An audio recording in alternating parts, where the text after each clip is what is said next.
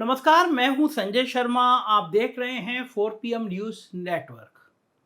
आज हम बात करेंगे कि कर्नाटक में भारतीय जनता पार्टी के साथ-साथ संघ की भी बाट कैसे लग गई। क्या-क्या कारण है कि संघ भी नहीं संभाल पाया, तख्त तो ताज नहीं संभाल पाया और कैसे मामला गड़बड़ा गया। उससे पहले मैं किस्सा बताऊंगा। दिल्ली से मैं कल लौटा। मुझे एक मेंबर ऑफ पार्लियामेंट ने बताया। अब मैं किसी नेता का नाम नहीं ले रहा, लेकिन देश के सबसे ताकतवर शख्स ने उनसे पूछा कि आप लोग फील्ड में जाते हैं, मेरे बारे में क्या है, छवि क्या है। सांसद जी ने कहा, जितना अमूल बटर लगा सकते हो उतना अमूल बटर लगा दो। तो सांसद जी ने उन साहब से कहा कि साहब, जनता दीवानी हुई पड़ी है। जनता कह रही है आपने उनके जीवन का उद्धार कर दिया, आपने उनके जीवन का स्तर बहुत ऊपर ले गए। उन्होंने कहा और बोला, और जनता कहती है कि इससे बेहतर कोई आदमी आया ही नहीं आज। तो उन बड़े नेताजी ने कहा कि तुम्हें पता नहीं, तुम जनता की नब्ज नहीं जानते। जनता मुझे भगवान मानती है। और ये बात मैंने कई और पहले भी सुना था कि साहब को लगता है कि जनता उन्हें भगवान मानती है। चंद लाइनें बोल रहा हूं, उसके बाद कर्नाटक पे ले चलूंगा आपको, कर्नाटक की तस्वीर सुनाऊंगा, कर्नाटक के हालात बताऊंगा। लेकिन मेरी ये प्रिय लाइनें हैं और जिंदगी को सिखाने वाली लाइनें हैं। तुमसे पहले वो जो एक शख्स यहां तख्त नशी था, तुमसे पहले वो जो एक शख्स यहां तख्त नशी था, उसको भी अपने खुदा होने पर इतना ही यकीन था। तुमसे पहले एक वो शख्स जो यहां तख्त नशी था, उसको भी अपने खुदा होने पर इतना ही यकीन था। कोई ठहरा हो जो लोगों के मुकाबिल तो बताओ, कोई ठहरा हो जो लोगों के मुकाबिल तो बताओ। वो कहाँ है जिन्हें नाज बहुत अपने तई पर था। आज सोए हैं तहे एक खाक में, ना जाने यहाँ कितने। आज सोए हैं तहे एक खाक में, ना जाने कितने। कोई शोला, कोई शबनम, कोई महताब जबी था, उसको भी अपने खुदा होने पर इतना ही यकीन था। तो चलिए मैं आपको लेके चलता हूं कर्नाटक, लेकिन उससे पहले एक छोटा सा अनुरोध आपसे। हम किसी सरकारों से विज्ञापन नहीं मांगते, कोई सहयोग नहीं मांगते, लेकिन हमारे लिए आप परिवार का सदस्य हैं, तो आपसे एक रिक्वेस्ट है। इस वीडियो के नीचे एक डिस्क्रिप्शन है, उसमें अगर आप हमारी सदस्यता लेंगे तो हमें मजबूत करेंगे, हमारा हौसला बढ़ाएंगे। चलते हैं कर्नाटक। कर्नाटक में 224 सदस्यीय विधानसभा के लिए आज वोटिंग होने जा रही है। जब ये वीडियो सुन रहे होंगे आप, तो वोटिंग शुरू हो रही होगी। नतीजा 13 तारीख को आना, 13 मई को आना है। लेकिन इस चुनाव के लिए साहब और उनके दोनों टास्क मास्टर यानी नड्डा साहब और अमित शाह जी ने इतनी जोर आजमाइश की है कि पूछिए मत। एक तरफ मणिपुर जल रहा है, लेकिन गृह मंत्रालय संभालने वाले अमित शाह जी के चेहरे पर कोई चिंता दिखाई नहीं दे रही। वो मणिपुर को छोड़कर कर्नाटक में व्यस्त रहे। वही हिमाचल वाले नड्डा साहब तो गजब के आदमी हैं।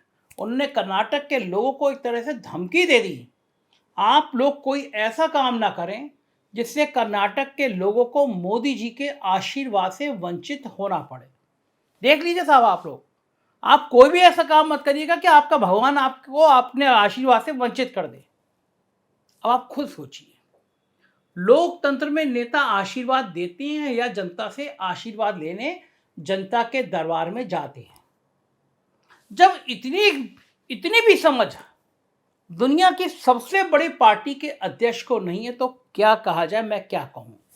वैसे दोष उनका नहीं है, बेचारे पहाड़ी आदमी ठहरे सीधे साधे लोग होते हैं, पहले भी कह चुके हैं कि मोदी जी तो देवताओं के देवता हैं। जब उनके बॉस ही बजरंग बली जैसे पूजनीय देवता की तुलना बजरंग दल जैसे विवादास्पद संगठन से कर बैठते हैं, तो नड्डा जी तो जूनियर ही ठहरे। खैर, प्रचार अभियान खत्म, वोटिंग शुरू। 13 तारीख से नफा नुकसान पर भी बातें शुरू होंगी। लेकिन फिलहाल जो तस्वीर उभर रही है, उसमें तो 40% कमीशन और पे सीएम, पेटीएम देखा था हमने, उसकी जगह टीएम की जगह सीएम आ गया है। 40% कमीशन और पे सीएम का मुद्दा कमल मुरझाने पर आमादा दिखाई दे रहा है। यहां तक कि मुख्यमंत्री बसवराज बोम्मई के साथ बसलूकी तक की फुटेज सामने आ रही है। आम लोग ये कहते फिर रहे हैं कि कहाँ बाप कहाँ बेटा, बाप का नाम डुबो रहा है बेटा, कहाँ एसआर बोम्मई जैसे भारतीय राजनीति के सबसे बड़े दिग्गजों में शुमार सेकुलर नेता, और कहाँ उनका बेटा जो एक तरफ भ्रष्टाचार के आरोपों से घिरा है तो दूसरी तरफ पार्टी बदलकर अपने पिता की विचारधारा से ठीक उलट पार्टी में घुसा हुआ है। शायद अपने मुख्यमंत्री की हो रही बदनामी से साहब और उनके दोनों टास्कमास्टर भली भांति वाकिफ थे, तभी तीनों कर्नाटक में दिन रात एक किए हुए थे।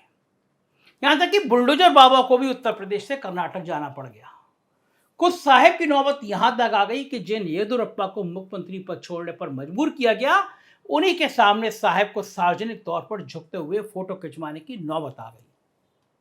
और इन सब से आप अंदाजा लगा सकते हैं कि नड्डा जी को मोदी जी के आशीर्वाद से वंचित रह जाने जैसे बोलने की मजबूरी क्यों हो गई थी। मगर सबसे बड़ा सवाल यह है कि यदि कर्नाटक हाथ से गया तो इसका ठीकरा किसके सिर फोड़ा जाएगा, राज भाजपा के ऊपर या दिल्ली की भाजपा के ऊपर। वैसे गोदी मीडिया और गुल्लू मीडिया ने तो साहब को बचाने की पूरी तैयारी कर रखी है, क्योंकि जो नड्डा साहब बेचारे फुटेज के लिए तरसते थे, भारतीय जनता पार्टी की हार की संभावना देखकर गोदी मीडिया ने साहब की जगह नड्डा जी को ही फोटो लगाना उनकी पहले से शुरू कर दी। मगर वास्तविकता यह है कि यह खेल इतना आसान नहीं है। कर्नाटक, जिसे पहले दक्कन कहा जाता था, सत्ताधारियों के लिए उसका महत्व कितना है ये इतिहास के विद्यार्थियों से पूछिए। मुगल साम्राज्य का विघटन उसके सबसे शक्तिशाली शासक औरंगजेब के समय में तभी शुरू हुआ जब दक्कन का साम्राज्य मुगलों के हाथ से निकल गया। अंग्रेज भारत में तभी मजबूत हुए जब उन्होंने इस इलाके में श्रृंगेरी मठ समेत कई मंदिरों का पुनर्निर्माण कराने वाले टीपू सुल्तान को हराया। इसलिए ऐसे में कर्नाटक का भाजपा के हाथ से निकल जाना कितना बड़ा झटका होगा, इसे भाजपाई बखूबी जानते हैं, क्योंकि पिछले 4 लोकसभा चुनाव से कर्नाटक भाजपा के साथ खड़ा रहा है। तब भी खड़ा रहा है जब कर्नाटक भाजपा के साथ, जब 2009 में आडवाणी जी पीएम कैंडिडेट थे और भाजपा बुरी तरह हारी थी। लेकिन वहीं कर्नाटक एक ऐसे दौर में साथ छोड़ दे जब महाराष्ट्र, बिहार, बंगाल, छत्तीसगढ़, हरियाणा, हिमाचल ये सब भी साथ छोड़ने को तैयार बैठे हों। खुद प्रधानमंत्री कर्नाटक की जनता के सामने गालियों की गिनती बता रहे हों। पहले किलो में बताते थे, 2 किलो 3 किलो गाली अब गिनती बताने लगे हैं, बजरंगबली का नारा लगा रहे हैं।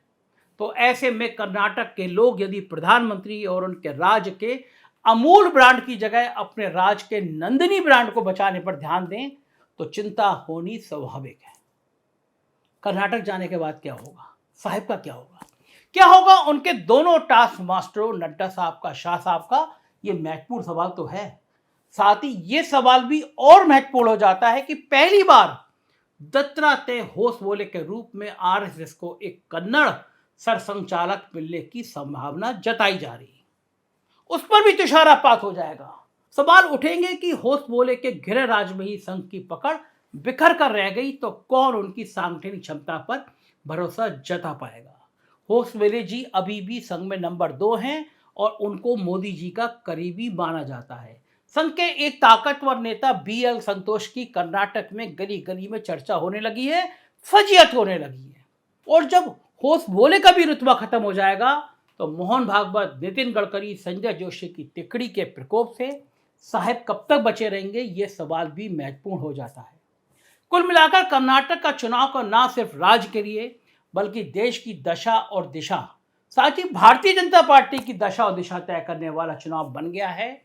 याद कीजिए 13 मई 2004, जब उस दिन काउंटिंग के नतीजों ने फील गुड और इंडिया शाइनिंग फैक्टर को धराशायी कर दिया था, तबाह कर दिया था। और अब 19 साल बाद वही तारीख 13 मई कौन सा इतिहास लिखेगी, इसकी सब पूरे देश में दिलचस्पी बनी हुई है। देखते रहिए 4PM न्यूज नेटवर्क। हम पहले ही बता देंगे कि कर्नाटक का इतिहास क्या लिखा जाने वाला है। हमारे कुछ और राज्यों में चैनल हैं, 4PM यूपी, बिहार, गुजरात, कर्नाटक, उन्हें सब्सक्राइब करिएगा और हमारे मेंबर जरूर बनिएगा। शुक्रिया, थैंक यू।